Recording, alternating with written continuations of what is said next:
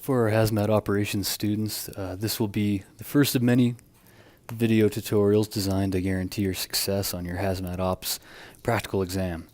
If you're taking this course, you're probably pursuing your state cert in Hazmat operations upon completion of the class. This involves a few components. First, you need to earn a passing grade in the class. Next, the Fire Science Technology program is going to facilitate your state written exam and a practical exam. These are two separate events, and they're both evaluated by your state proctors from outside agencies.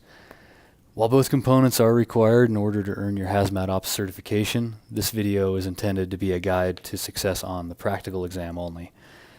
The Colorado Division of Fire Prevention and Control maintains a roster of certified proctors who are scheduled to evaluate your exams. This is achieved by earning passing scores on Job Performance Requirements, or JPRs. You're going to hear that term early and often in the Hazmat Ops course, and it's ultimately your responsibility to familiarize yourself with the contents of those documents. The good news is that information is always available to you. The state website, displayed here, always makes these documents publicly available, always with the latest version of the JPRs, so you effectively know what you will be tested on well before your test day. The goal of this series of videos is to help you navigate these JPRs in order to ensure success on your practical exam.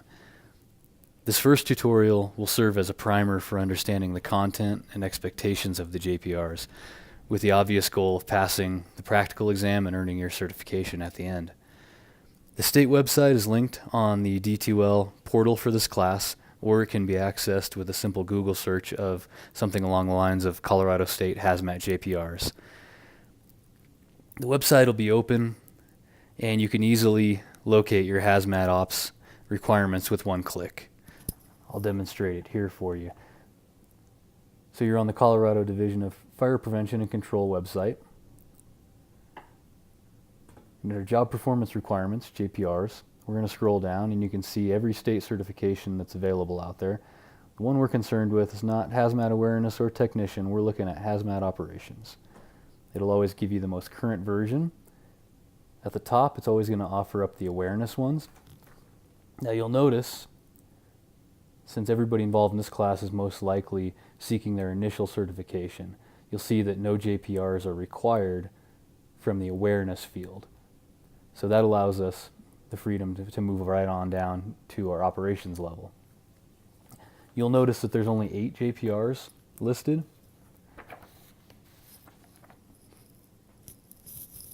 So the first page takes us to this table of contents. It lists all your 8 JPRs. These are the 8 that they can pull. The convenient feature of the state practical exam is the fact that any of the mandatory JPRs are marked as such. You can see it right here. Initial certification JPR requirement. There's 2 mandatories and 3 randoms. Don't worry about renewal requirements right now. We're looking strictly at initial. So what this means for you as a student is you can go into your test preparation process already knowing some of the testable materials. The state's really not in the business of confusing or failing people, so do yourself the favor of familiarizing yourself with the contents of these required JPRs. You'll note here in the gray shading, JPRs number 1 and 2 are both listed as mandatory. That means you know walking into your test that you're going to see these 2 at least. You're going to pull JPR number 1, which is emergency decontamination, and JPR number 2, the SDS. Both are listed as mandatory, so that satisfies 2 of the 5 skill stations you'll ultimately be tested on. Beyond those 2 required sheets, your lead proctor will draw 3 additional forms for a total of 5 skill sheets. These may be performed jointly through 1 or 2 full-scale exercises, or they may be tested as individual skills. It's ultimately up to the discretion of the lead proctor for the exam. But by understanding the requirements of each JPR, you can take the guesswork out of this process. Some components of the JPR are open to the proctor's judgment, but there are some parts that simply must be performed in order to pass. These are known as critical criteria, and they must be met or you risk failing the skill station. Those critical criteria will be read to you at each skill station, but the more familiar you can be on the front end, the less you open yourself up to surprises or potentially missing something. Avoid this possibility by recognizing the pertinent information that must be performed or verbalized. There are certain things you simply have to do or say in order to pass a station. Even if you do everything else correctly, if you don't hit that critical criteria, you could risk failing the station. So remember that the proctors are bound to the requirements of the state JPR, so a demonstration of proficiency in accordance with the JPR would constitute a passing score. Additionally, on your test day, one of your course instructors will be present as a subject matter expert, or an SME. While the state proctors are running the actual examination process, the SME is present to provide any clarifications requested by that proctor group. For example, this could include any questions about how the students were taught a given skill prior to the potential of passing or failing that student. They'll come to us as your SMEs and ask, were they taught this way? And if the answer is yes, and you perform satisfactorily the way you were taught, then that could constitute a passing grade. So that's where the SMEs come into play. So once you familiarize yourself with the content of the JPR, specifically that criteria, that critical criteria, and any definitions or explanation-based content, you can feel confident in passing that skill station before you even show up for your test. In additional videos, we'll break down in detail the path to passing any and all JPR skills you may encounter on test day. This initial video is designed to be more of a primer on just how to familiarize yourself with what a JPR is and what's expected of them. So we'll do a quick overview here. This is Hazmat Ops JPR number 1. You'll notice that the standard section is always going to give you a reference where this skill is being drawn from. So it's based on the NFPA standard 472. The up-to-date version is the 2013 edition. It'll also give a subsection titled Implementing the Planned Response. The part you care about the most is the task part. Demonstrate the ability to perform emergency decontamination. The task piece is left intentionally vague. It allows for a little bit of discretion on the part of the proctors. But what we're ultimately concerned about as proctors is the performance outcome. Can the candidate demonstrate the ability to perform the given skill, in this case, emergency decontamination? Here in bold, you'll notice safety. Safety violation is grounds for an automatic failure.